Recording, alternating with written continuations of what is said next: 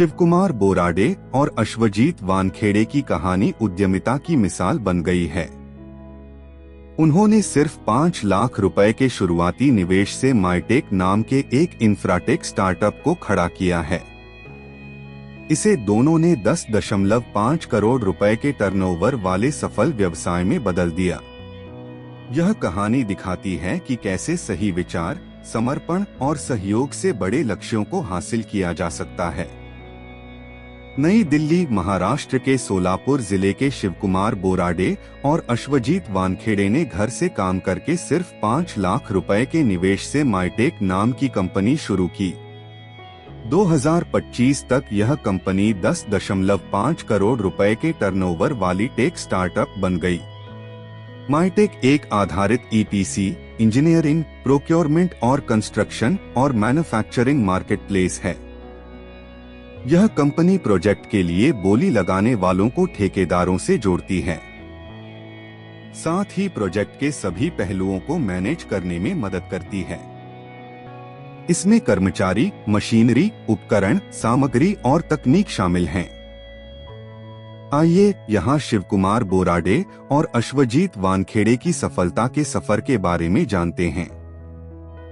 Corona महामारी के दौर में जब दुनिया भर में लोग घरों से काम कर रहे थे, दो दूरदर्शी उद्यमी शिवकुमार बोराडे और अश्वजीत वानखेड़े ने एक साहसिक कदम उठाया।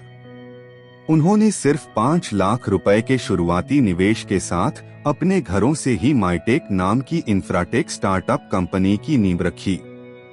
आज यह कंपनी एक सफल व्यवसाय में बदल चुकी है। नवी मुंबई में रजिस्टर्ड यह एआई आधारित ईपीसी, इंजीनियरिंग, प्रोक्योरमेंट और कंस्ट्रक्शन और मैन्युफैक्चरिंग मार्केटप्लेस है। इसका उद्देश्य सरकारी या अन्य एजेंसियों से वर्क ऑर्डर प्राप्त करने वाले प्रोजेक्ट बोलीदाताओं को कॉन्ट्रैक्टरों और सब कॉन्ट्रैक्टरों से जोड़ना है। इसके प्रमुख ग्राहक वे हैं जो सरकार या अन्य एजेंसियों से काम के ऑर्डर तो ले लेते हैं, लेकिन पैसे, सब कॉन्ट्रैक्टरों की कमी या संसाधनों के अभाव के कारण उन्हें निष्पादित करने में सक्षम नहीं होते या फिर वे काम को सबलेट करना चाहते हैं। यहीं पर माइटेक की भूमिका आती है। यह स्टार्टअप एक ऐसा मंच प्रदान करता है जो वर्कफोर्स, मशीनरी, उपकरण, सामग्री और प्रौद्योगिकी सहित परियोजना के सभी पहलुओं का प्रबंधन करने में मदद करता है। कंपनी मुख्य रूप से एमएसएमई और ए+ ग्रेड की कंपनी, इनमें वेल्डिंग, गैराज में काम करना, पेंटिंग, कराटे सिखाना और यहाँ तक कि अखबार बेचना तक शामिल हैं।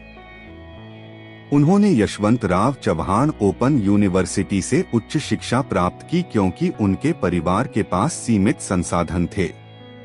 सरकारी नौकरी की बजाय अपना व्यवसाय शुरू करने का उनका जुनून ही माइटेक की नींव बना।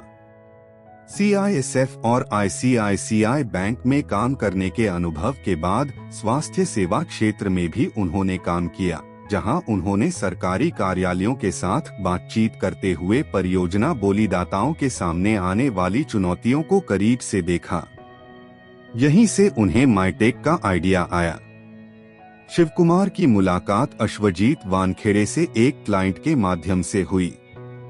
अश्वजीत के पास मार्केटिंग और एचआर में एमबीए की डिग्री है। उनके पास एनआईआईटी, टीसीएस और यूएसटी ग्लोबल जैसी बहुराष्ट्रीय कंपनियों में काम करने का अनुभव है। वह तुरंत माइटेक की क्षमता से आश्वस्त हो गए। शुरुआती दिनों में उनका ऑफिस मुंबई के चेंबूर में एक कैफे था।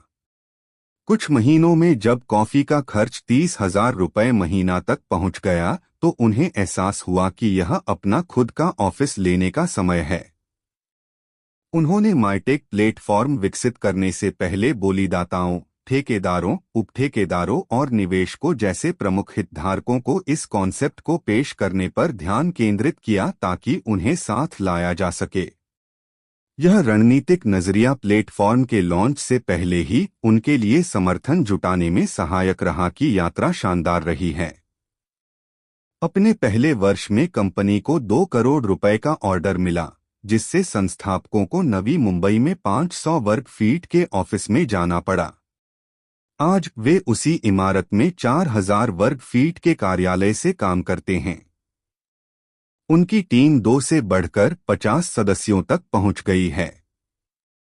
इनमें मुख्य रूप से तकनीकी और सेल्स एक्सपर्ट शामिल हैं। कंपनी ने इस साल अकेले बोलीदाताओं से 700 करोड़ से अधिक के वर्क ऑर्डर हासिल किए हैं। कंपनी का वित्तीय सफर स्टेबल ग्रोथ को दर्शाता है। इसका व्यापार मॉडल सरल है। यह सप्लायर्स से शुल्क नहीं लेती, बल्कि वर्क ऑर्डर देने वाली एमएसएमई या कंपनियों से 20% कमीशन लेती है।